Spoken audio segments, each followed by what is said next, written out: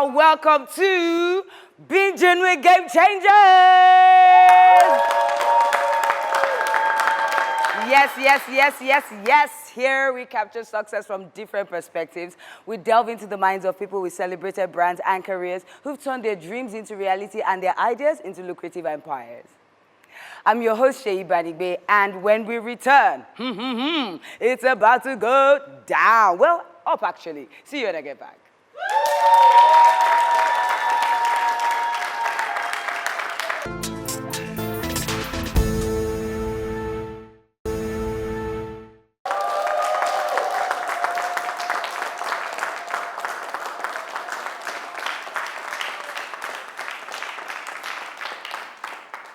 And you're welcome back to the show. I'm having a yummy time already, and guess what? You're about to meet someone very special. Nelly Agbogu is the founder of Nellies Nigeria, a healthy food and snack company that specializes in making creative, healthy food. Nellies has grown her company from a one-woman business, making snacks in the corner of her kitchen, to having stores across major cities in Nigeria with a staff strength of over 25 people. Nellies processes no less than 100,000 food orders annually, and she's definitely changing the game in Nigeria's healthy food space. I'm excited to meet someone that has done all of this. Will you join me in welcoming and said, Nelly Agbogu!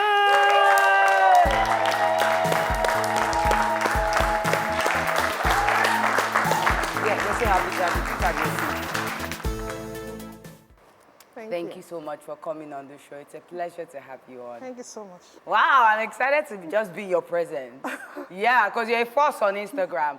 So we all know you, but you don't know us. Well, yes. She said yes. I love that. I love that confidence. Yes. All right. When you were, so, you know, an interesting fact about Nelly is she started this, I mean, this is, I can't call it, I don't want to even call it a food business anymore, a food empire. She started this food empire just from the fact that you had a kid that had health challenges, and then you also were trying to lose weight, and you thought, okay, I'll start baking, I'll start making interesting meals. And then, you know, people liked it, then you started sending forwards on your BlackBerry, then. Yes. So while doing that, right, at what point, because the truth is, a lot of Nigerians get through that phase, people like this, my soap I'm making, you know, people like this, and then they start sending messages on their phones, but it stops there. At what point, what did you see, at what point did it hit you that I'm onto something and I need to scale? What did you see about that business? I think what I saw was internally, first of all. I saw the changes in my son. First of all, my weight loss had to take a back seat. Okay. Because, you know, if you have a child you love and he has an issue, you definitely put the child first. Yeah. And when I saw the changes, he went from being non-audible to being one of the best in his class. So I knew that I had something in my hand. I was anxious. At first, I was asking myself, should I be behind the scenes? Yeah. Should I be the one just in the kitchen, baking and creating all the stuff, and have someone who is just the face of Nellies? But I had a calling from God, and God said, I want you, in your own imperfection, to be the face of Nellies. And that has been it. I always like when a business is beyond the person, you know, it's now tied to your faith, to your life purpose, to your everything, you know, so that's really interesting to me. I respect you for one thing. You didn't just start and stay in your city. You are now functioning outside Lagos. Yes. I'm an entrepreneur. And I know that it's easy to run things around where you live. You can wake up one morning, do a surprise check, make sure everything is in place. But when you start going to Abuja, this one, that one, it changes everything. Yes. What had to change about you and your business when you had to expand that wide? It was structure. But the good thing about the structure thing was that I started it even from my kitchen. Tell me about that. From the day one of starting Nellies, because I didn't just blow, right? I used to work 9 to 5, and I only had the night to be able to, bake. So I would take orders throughout the week and deliver weekends because I didn't want it to affect my 9 to 5. Yeah. And when that was going on fine, and I felt like it was time for me to move to the next level, what I did was I taught my nanny how to bake. Oh, yes. Brilliant. So my nanny started learning how to bake, and I could now take orders for the next day. And from that way, we started doing it, what's the name? Before 10 a.m. the other day. If you order today before 10 a.m., we can still deliver that same day. Then I realized that, okay, I could actually make this this stuff and look for people's offices or spaces I could drop it with. So the kinds of Green Grill House, So Fresh and all that, they were the first, So people. you basically partnered, yes. And I guess you've grown yes. from that point. Amazing. So I'm going to, I like that you touched the fact that you actually had a 9 to 5. Yes, I had, for 8 years. Yes, I know. Very interesting story. Honestly, it was a thrill reading your story because so many Nigerians are in that space. Yes. They have a job, they have that side hustle, they're trying to juggle the whole thing. So I find it so interesting that, you had started that, side hustle, like they like to call it. And then you were trying to just at least build it to a point and stay faithful at your job because obviously that was your major source of income. Yes. And then 4 days before launching the business, you are told, sorry, we don't need your services anymore. You were let go. Yes. I mean, a lot of Nigerians are in that space. So what would you say, with benefit of hindsight? I like that I'm speaking with you. In fact, you're the poster girl for juggling that side hustle with the job, and I want to get your perspective. Would you tell the average person watching right now that is having in that dilemma to, quit that job and pour yourself into that thing, you're passionate about, or would you say juggle it till it scales, till it grows big? Okay. Because a lot of people are, always confused at that. All I would say to the person in this situation is to have a getaway plan. So what I had one. The plan was, can I replicate what I'm being paid in my 9 to 5 in my side hustle? So I'm not looking at profits right now. I'm looking at my gross salary. At that time, my gross salary was like, I think 6 million, right, per annum. Can I replicate 6 million in this my side hustle per annum? Okay. That was my getaway plan. Okay. So if I could even get close to it, even if it's 4 million, I knew That's turnover of profit now. No, just revenue. Turnover. Just revenue. Just even see whether there's something. Yeah. Let's just even see whether this thing actually works. Okay. Whether you can actually, put in your best, because when I was doing my calculation, there's a time I was doing 100,000 naira per month. In a month, 100,000. And I wanted to take this thing seriously, so I made a getaway plan. I want to match my gross, not net profit, my gross salary, not net salary, with my gross or revenue for my side hustle. So that was the target? That was it. And 6 months, I hit it. I hit my salary. So I knew that I had something. Do you understand? Yeah. So I put in time. So I was not. Yes, that's another thing. Sleeping. Because people say, because I did that too. Actually, Yes. I was consulting for years, but also building my fashion brand, Blanty Glam. And people, till today, they ask me, please, how do you juggle that thing? Because you get home, you're tired, Yes. and then you're building a business. So how was it for you? What time? Because you were in a multinational as well. Yes. So how were you? In the night. At night? Yes, I will bake all through the night. Oh and my I gosh. kid you not, 5 a.m., I'm climbing upstairs to make sure the children have bathed. And I think that's one of the reasons why I don't drive till today, because I feel like if I drive, I'm going to kill the whole family, because I had to sleep. My husband had to get me a driver that will take me to work. So it's during that transitioning to the office that I'll go and sleep. Wow. And because of traffic and everything, I get to the office very, very early. And not only that, we open by 9 or 8, 9, right? I can't even remember now again. But anyway, I used to get to the office around 6. I would just take one toilet, lock it up, and sleep. Put alarm. Immediately it's like 8 o'clock or 8:30. I'll just come out, freshen up, and now go and answer boss. But that was the only way I could do it. Build both things at a time. Yes. That's the price you pay. Yes. That's it. And people were always calling during the working hour. Like, I'm trying to tell them, no, I can't answer calls because it's my 9 to 5 and all. So, you know, I had people who are telling me, oh, is it how you're going to take the business?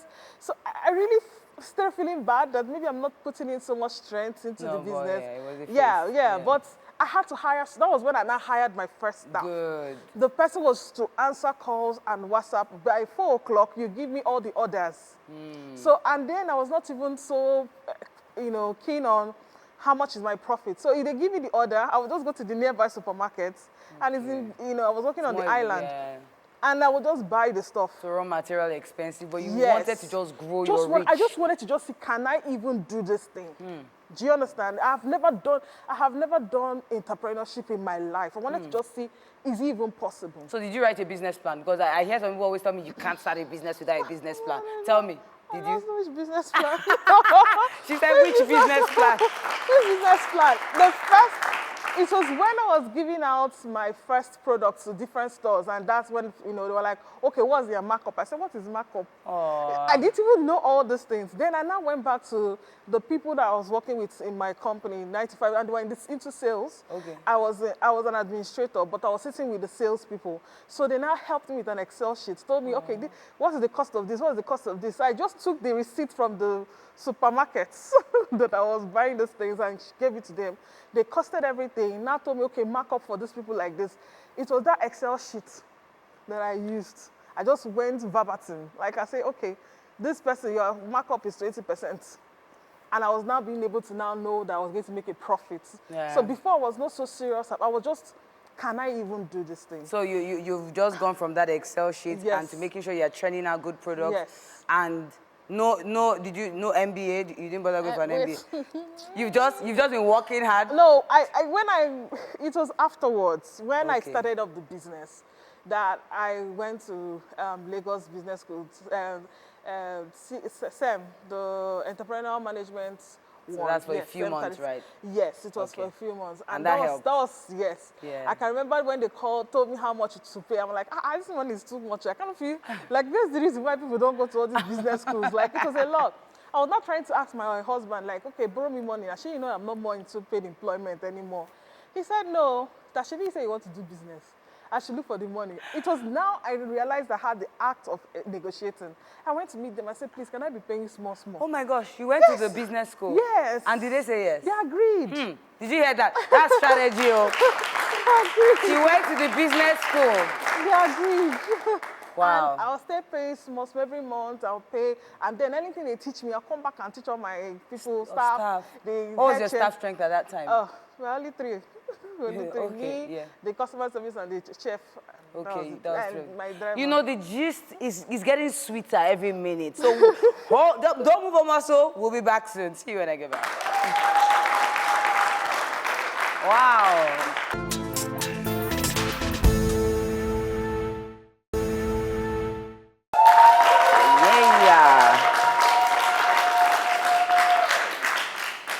And you're welcome back to this juicy episode. Don't forget to join the conversation on our social media platforms at the BWG Show. This is getting scrumptious, even more, you know, sweeter. Hi, Nelly. I love your name. I love that your business is named after you.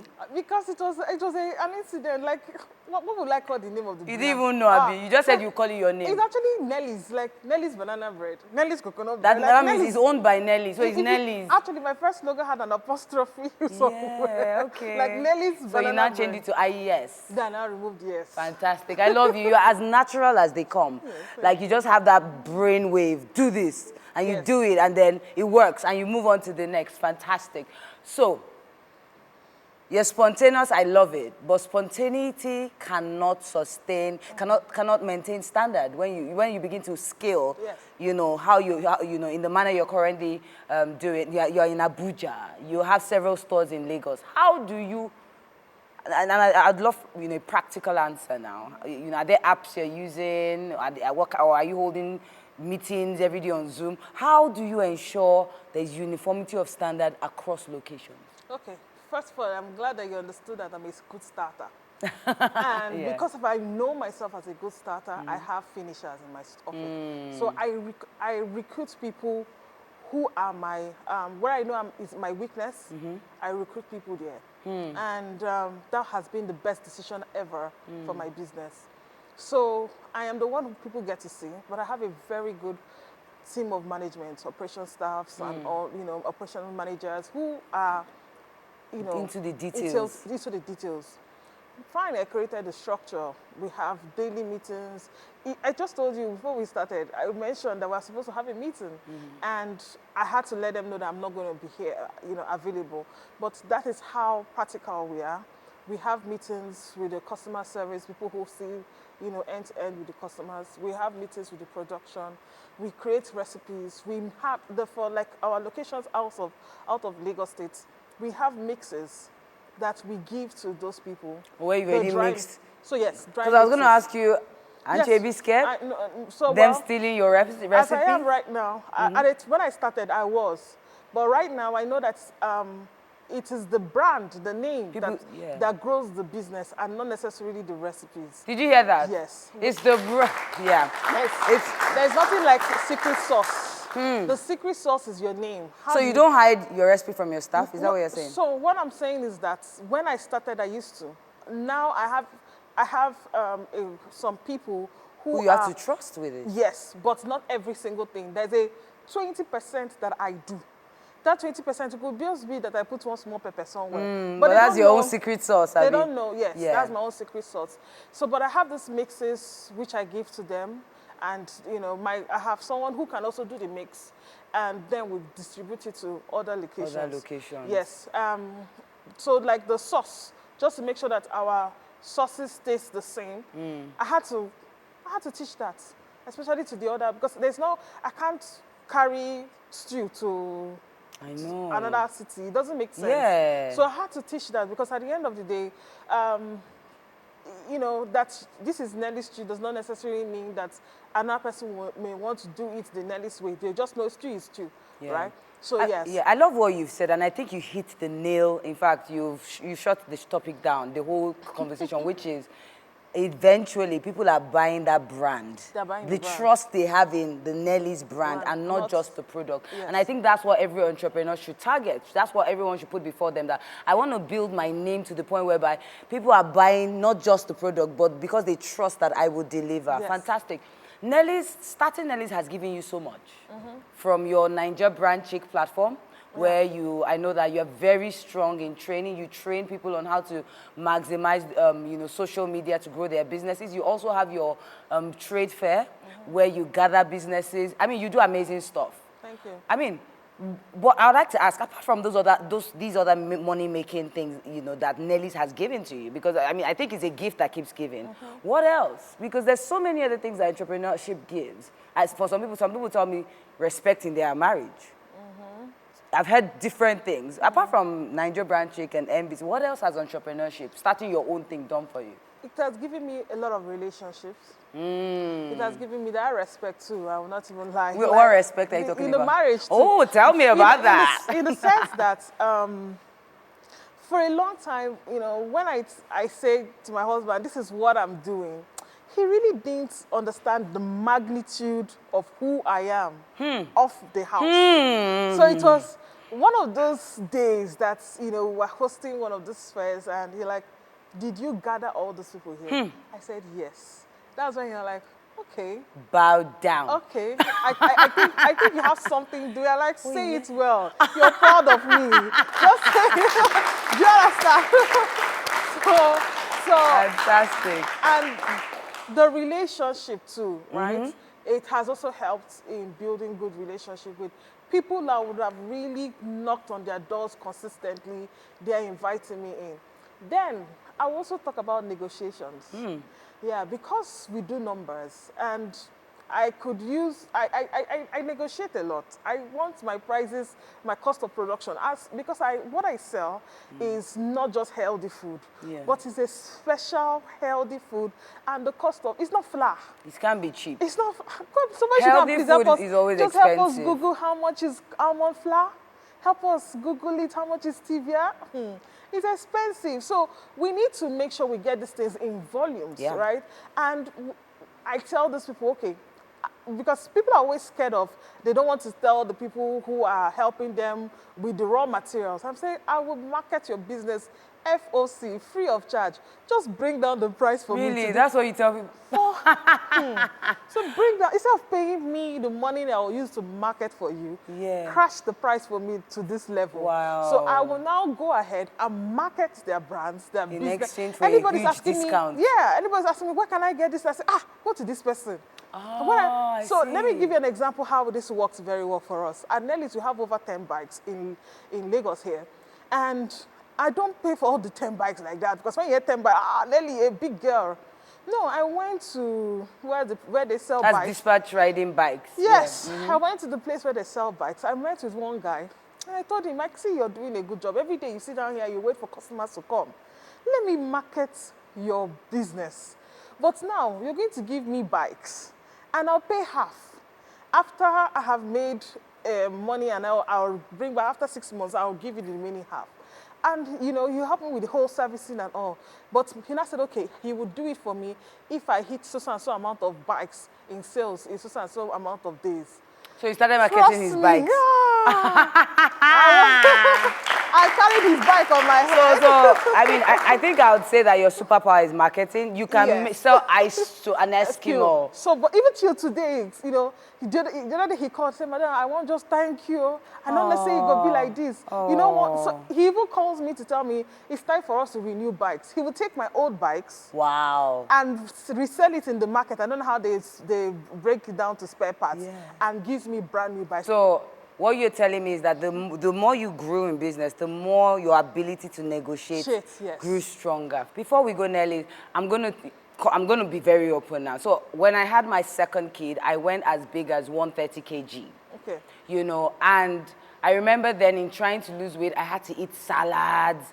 You know, my diet really changed. But I won't lie to you. After eating salads for about a year, at a point I hated it. Of course, I'm back. I eat it now. But healthy food sometimes gets frustrating to, you know, keep eating. I mean, number one, I'm going to say, how do you, I mean, does it happen to you too? Are you normal? Of course. And how do you encourage people to stay consistent at it? Because you sell it. Look so at me. Talk to us. She said, look at me. Come on. Look at me. Clown. Because I always use myself as an example. So I am more of a snacker than an eater. I can snack a lot, and I tell you I have not had anything. So, but I just started taking a conscious effort to snack healthy. And replicating what I love in the unhealthy version, quote and unquote, to a healthy version. But even that one, I get tired of them. No, you don't. It's when you have varieties of it. You don't. You look like someone that who gets bored with food. Yes. So if you're the kind of person, so you need to always have little things to nibble on that are healthy and can still give you the benefits that you are want. Just amazing. You know, and I love your confidence. You started answering me by saying, look at me. More like, Sheyi, I'm not always consistent. And I respect your honesty. I respect your openness. I respect the fact that you are vulnerable as well. Because honestly, sometimes, I will not lie, when I get on social media and I see those videos, you can do it, now do this. And I'm like, you know, but I actually feel a lot more comfortable with people like you saying, guys, we're on it together. Today is good some days, and some days it's bad. Thank you so much, Nelly. Thank you for being an inspiration. Thank you for showing us that we don't have to have a business plan and have all the degrees in the world. We just need to be authentically ourselves. Yeah. When you're authentically yourself, God opens up the way. Yes.